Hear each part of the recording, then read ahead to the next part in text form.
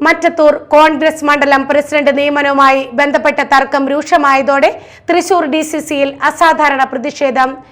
DCC ഓഫീസിനകത്ത് പ്രസിഡന്റിന്റെ കോലം കത്തിച്ച പ്രവർത്തകർ പിന്നീട് ഓഫീസിൽ മുമ്പിൽ കുത്തിയിരിപ്പ് സമരം നടത്തി.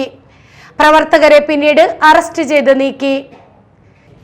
മറ്റത്തൂർ കോൺഗ്രസ് മണ്ഡലം കമ്മിറ്റി പ്രസിഡന്റ് നിയമനത്തെ ചൊല്ലി തൃശൂർ ഡിസിസി ഓഫീസിൽ പ്രവർത്തകരുടെ പ്രതിഷേധം. പാർട്ടിയിൽ സജീവമല്ലാത്ത ആളെ മണ്ഡലം പ്രസിഡന്റായി നിയമിച്ചുവെന്നാരോപിച്ച് ഒരു വിഭാഗം പ്രവർത്തകർ ഡിസിസി ഓഫീസ് ഉപരോധിച്ചു.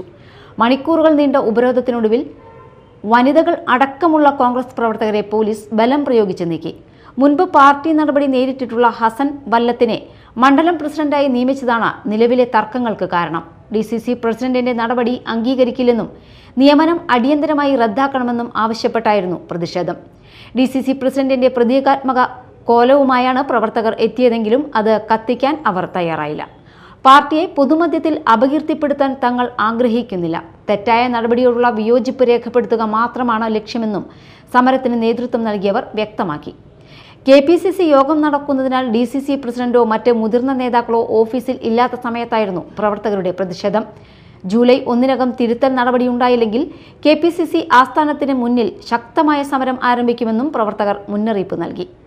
അതേസമയം ഓഫീസിൽ കുത്തിയിരിപ്പ് സമരം നടത്തിയവർക്ക് കോൺഗ്രസ് പാർട്ടിയുമായി യാതൊരു ബന്ധവുമില്ലെന്ന് DCC പ്രസിഡന്റ് ജോസഫ് ടാജറ്റ് പറഞ്ഞു. കഴിഞ്ഞ തദ്ദേശ സ്വയംഭരണ തെരഞ്ഞെടുപ്പിൽ BJPയുമായി സഖ്യമുണ്ടാക്കിയവരാണ് ഇവരെന്നും അദ്ദേഹം ആരോപിച്ചു. Media time, Thrissur.